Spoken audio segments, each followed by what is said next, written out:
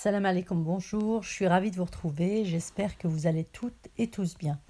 Souvenez-vous, le 31 janvier 2017, notre royaume chérifien réintégrait l'Union africaine. Que dire de cette arrivée triomphale de Sa Majesté Mohamed VI à Addis Abeba et ce discours qui restera historique et gravé à tout jamais dans nos mémoires. Il est bon le jour où l'on rentre chez soi. Je vous retrouve avec bonheur, vous m'avez tous manqué. Alors, debout, tous les chefs d'État ont applaudi notre roi bien-aimé. Ils ont applaudi ce discours. Ils ont applaudi notre tour. Seuls les représentants de l'Algérie et de la pseudo-Razn renfrognaient. Ils cachaient mal leur déconvenue. Alors ce discours historique était plein d'émotions. On avait la chair de poule. L'émotion était visible dans la voix de notre roi. Ce retour a surtout sonné le glas du Polisario. Nous en avions fini donc avec cette politique de la chaise vide. Il faut l'avouer, elle nous a beaucoup desservis. Alors fini les magouilles et les sempiternelles pleurnicheries du Polisario et de l'Algérie. Bilan aujourd'hui, assez positif, même très positif. 163 États ne reconnaissent plus cette entité fantoche, la RASD. Dans ces 163 États, certains n'ont jamais reconnu cette entité. Ces défections en masse sont surtout l'aboutissement du travail extraordinaire qu'a accompli Sa Majesté Mohamed VI Allah Nasro, tous ces déplacements qu'il a effectués, la machine, et ça on peut le dire, la machine diplomatique marocaine est puissante, elle est très très présente et surtout très efficace. L'initiative d'autonomie qu'on propose est la seule voie possible pour parvenir à régler ce conflit artificiel qui a été créé de toutes pièces par l'Algérie. Il faut savoir que la région n'a jamais été une terre sans maître, contrairement à ce qu'ils avancent.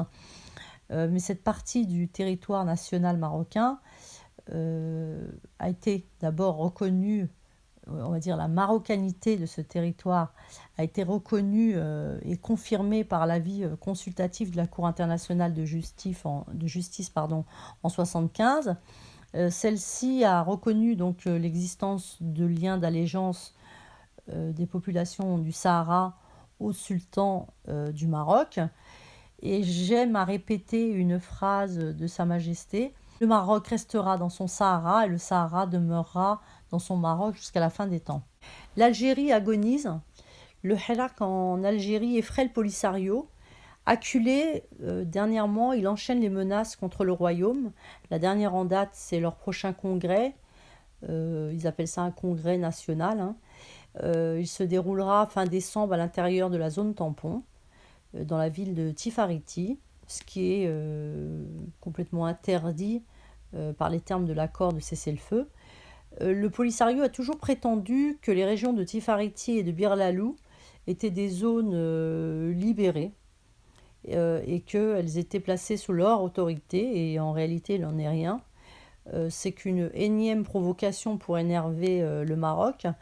Le Polisario cherche par cette provocation à attirer l'attention des Nations Unies et de la communauté internationale. Il n'en est pas à son premier coup d'essai. Hein. Tous les ans, on a droit à la même mascarade. Néanmoins, ces menaces constituent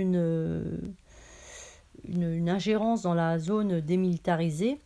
Et si la ligne rouge est franchie, le Maroc n'aura pas d'autre choix que d'intervenir militairement. Et d'ailleurs, hier ou avant-hier, le Maroc a adressé un message au président du Conseil de sécurité et au secrétaire général des Nations Unies, les invitant donc à assumer leurs responsabilités. Alors, qui peut prendre au sérieux ces menaces? Elles sont guère crédibles. Mais on peut dire qu'elles sont étranges. Aussi étranges que la déclaration du gouvernement provisoire algérien. Il a informé la MINURSO que des groupes terroristes s'apprêtaient à lancer des attentats à la voiture piégée et que cela se ferait simultanément à la préparation d'une opération d'enlèvement de ressortissants étrangers.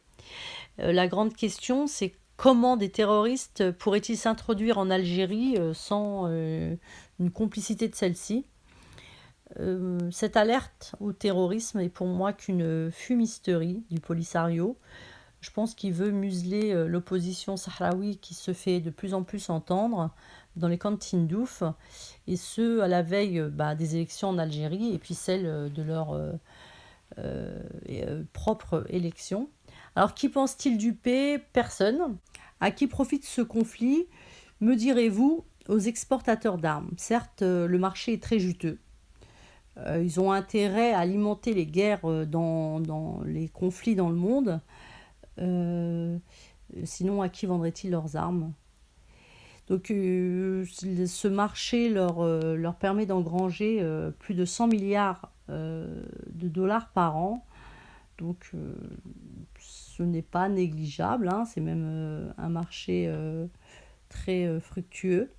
Mais soyons réalistes, ce conflit, quand il sera résolu, l'Algérie et le Maroc continueront d'acheter des armes. Donc je me tourne donc vers l'Algérie, c'est la grande gagnante, hein. Elle a créé ce conflit et en tire de gros bénéfices. Alors je vous passe la marocophobie distillée dans les veines des Algériens afin de les anesthésier et de les voler en toute impunité. Ce sont donc les dirigeants algériens et leurs marionnettes voleuses, violeuses et hideuses qui profitent de ce conflit artificiel. L'indépendance acquise, le pétrole coulait à flot, son exportation de ce pétrole était la pierre angulaire de leur économie. Les dirigeants algériens en fait n'ont jamais imaginé le scénario catastrophe qu'ils connaissent actuellement, aucune anticipation. Pour eux, la chute du prix du pétrole était inenvisageable.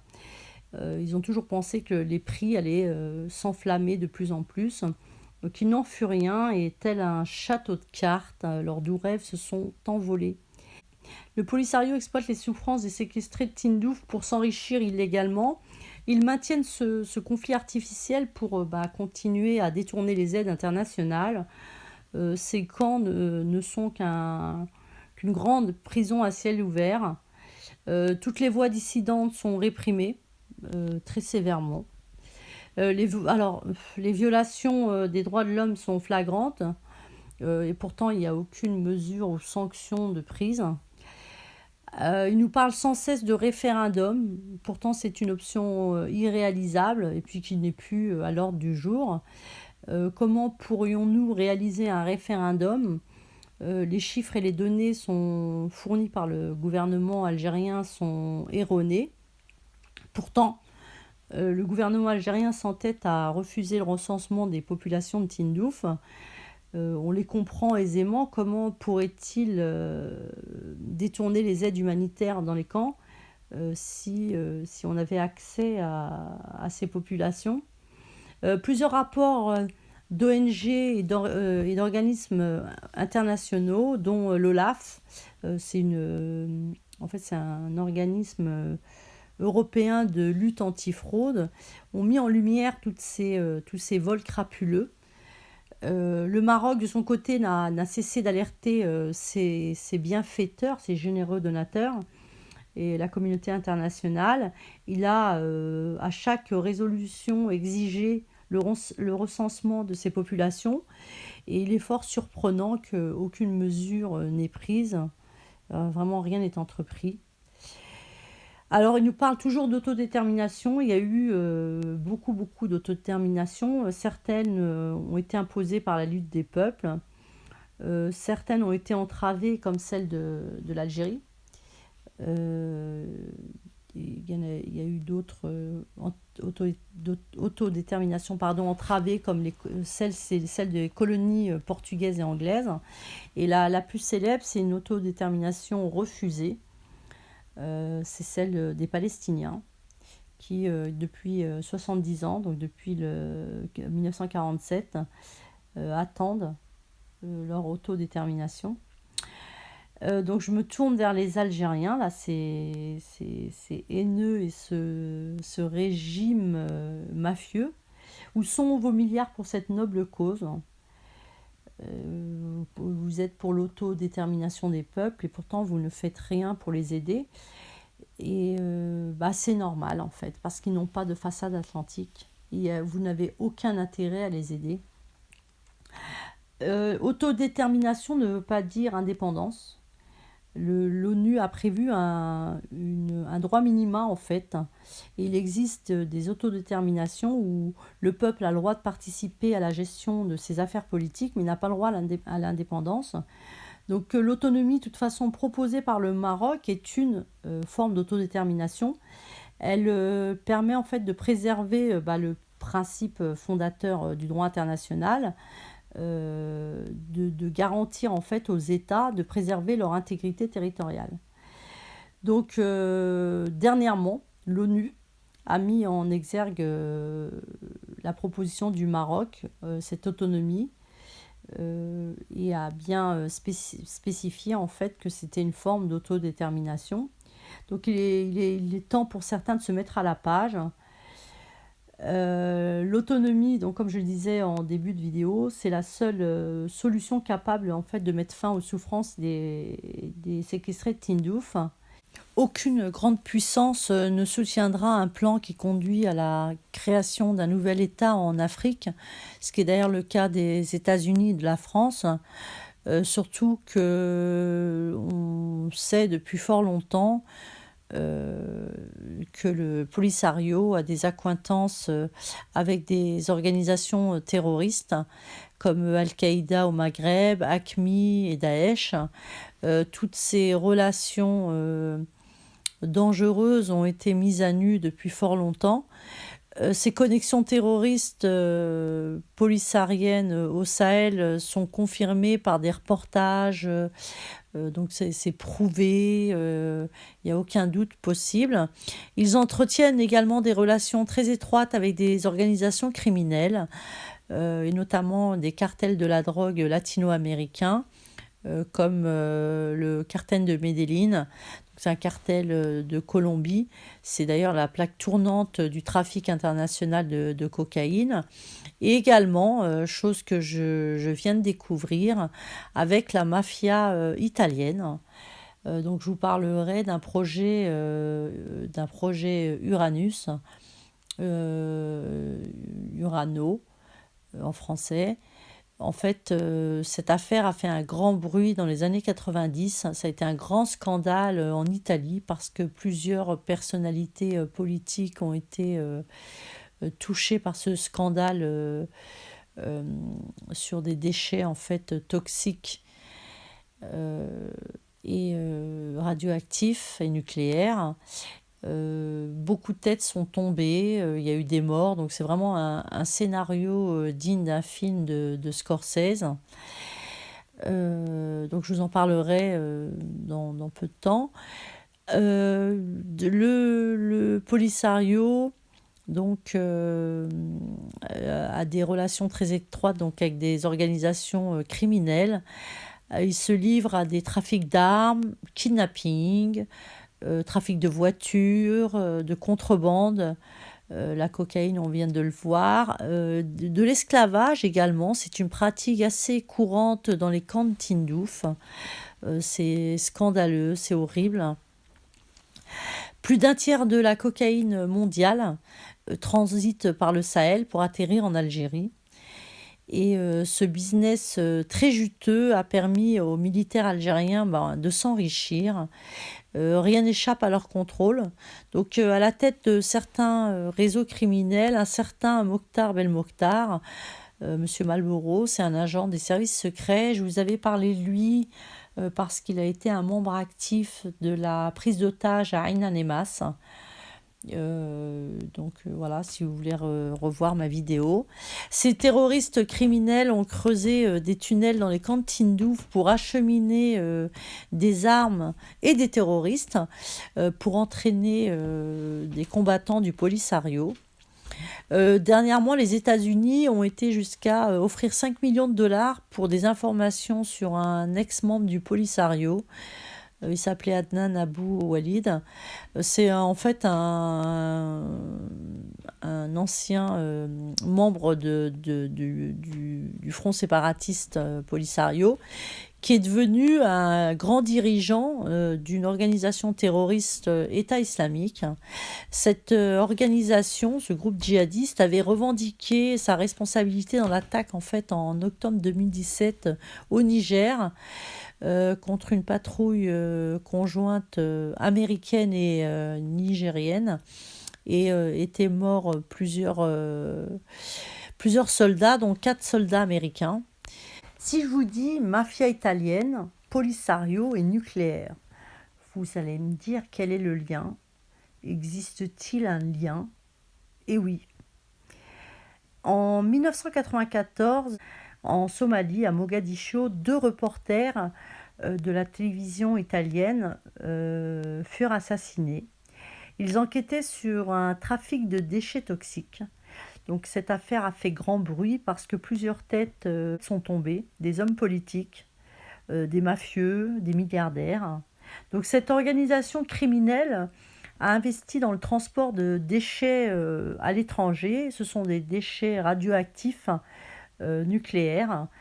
Ils étaient expédiés donc, dans des pays où il n'est pas difficile d'obtenir un permis, où il est facile de corrompre des gouvernements. Et ces pays, en règle générale, font face à des difficiles situations telles que la faim, des guerres civiles. Donc ces organisations sont quasi légales parce qu'elles signent de vrais contrats avec des gouvernements. Le projet dont je vais vous parler, c'est le projet Urano. C'est un deal ignoble du Polisario. Ce projet est un programme, en fait, un projet assez grandiose, avec des personnalités politiques qui étaient impliquées. Cette mafia entretenait des relations étroites avec ceux qui commandaient politiquement l'Italie à l'époque. Donc le trafic était de mélanger des déchets américains et italiens, des tonnes de déchets liquides et solides, très toxiques. C'était donc ils étaient radioactifs et nucléaires. Et on les envoyait surtout en Somalie, parce que la Somalie était devenue une nouvelle poubelle, mais aussi le pays à destination de plusieurs cargaisons d'armes. Et oui, vous m'avez bien entendu, en échange de ces déchets toxiques et très dangereux pour la santé, les gouvernements, tels que le gouvernement somalien, exigeaient en échange donc des armes. Et là est né le projet Urano. En anglais, c'était le Uranus Project. Et c'était une opportunité en fait pour cette mafia de se faire beaucoup d'argent. Donc des conteneurs pleins de déchets toxiques radioactifs quittaient l'Italie. Ils venaient en provenance des États-Unis, mais avec ces déchets, donc il y avait des armes. Et un jour, une grosse cargaison d'armes et de déchets était destinée au Polisario. Donc le convoi, on va dire plutôt le navire, a quitté l'Italie. Le Maroc a eu vent de cette grosse cargaison d'armes et donc elle a été très en colère. Elle a arrêté cette expédition. Ce bateau rempli de fûts toxiques donc fut dérouté. Bien évidemment, il a fallu vite trouver une nouvelle destination. Et la plus simple a été de l'envoyer en Somalie parce qu'il y avait déjà une organisation qui était prête à intervenir. D'ailleurs, cette mafia avait des branches un peu partout dans les pays où il y avait des guerres. Et il y avait toute une logistique de prête, pardon. Du coup, le Polisario n'a pas pu avoir sa cargaison d'armes. Ils ont été très mécontents. Donc, ce Polisario, donc cette affaire a fait vraiment un grand bruit. Je vous invite parce qu'il y a beaucoup de noms connus. Il y a même le nom de Berlusconi qui est sorti. Donc voilà, c'est vraiment une affaire assez complexes. Donc je vous invite à les regarder. Donc le Polisario a bien donc des relations très étroites donc avec la mafia italienne, avec les cartels de la drogue, avec le terrorisme, et toutes ces liaisons dangereuses euh, n'inciteront jamais un État fort, un État puissant à soutenir un plan qui conduirait à la création d'un nouvel État en Afrique. D'ailleurs, c'est la position officielle de Washington dernièrement. Elle a été claire. Donald Trump l'a clairement dit. Donc l'Algérie, actuellement, n'a plus de carte en main. Le gouvernement algérien ne peut plus utiliser sa marocophobie pour se maintenir au pouvoir. Actuellement, depuis le 22 février, les Algériens réclament leur indépendance. Ils doivent voter le 12 décembre. Non plus, le gouvernement algérien n'a plus de piqûres anesthésiantes car les caisses sont vides. Cette Algérie qui soutient mordicus les autodéterminations des peuples, leur droit à l'autodétermination, en revanche, soutient la Chine dans le traitement inhumain monstrueux qui est réservé aux Ouïghours. Cette Algérie donc n'est plus crédible. Sa marionnette violeuse, terroriste, criminelle et carrément effrayante aux yeux du monde. Euh, Jamais, au grand jamais, ils n'auront notre Sahara. Nous en profitons pleinement. Le Maroc a proposé une solution politique juste et durable et mutuellement acceptable. C'est la seule qui est acceptable. Notre plan d'autonomie est sérieux, il est crédible et réaliste. Nous avons gagné cette bataille et je pense que dans les mois à venir, le Polisario sera contraint en fait d'accepter cette autonomie. J'ai une grande pensée pour feu Sa Majesté Hassan II, Allah yarhamou, Amin ya Rabbil Alamin. Il serait très fier de son fils, notre roi bien-aimé. Il a su reprendre le flambeau, livrer cette bataille qui avait commencé feu Sa Majesté Hassan II. Il a mené le Maroc vers le chemin de la réussite et fait de notre pays un pays émergent. Nous avons un grand potentiel, une jeunesse jeune et ambitieuse, une histoire très riche qu'on nous envie, une position géographique stratégique, enviable et enviée. Cette monarchie est solide et aimante, elle est là pour nous guider. La force du Maroc, c'est surtout ce pacte historique qui lie le trône et le peuple. Et le grand atout du royaume est bien évidemment d'avoir une monarchie. Je vous remercie de m'avoir suivi. Je vous souhaite une bonne journée. Je vous dis à très bientôt, Inch'Allah. Portez-vous bien. Salam alaikum. Au revoir.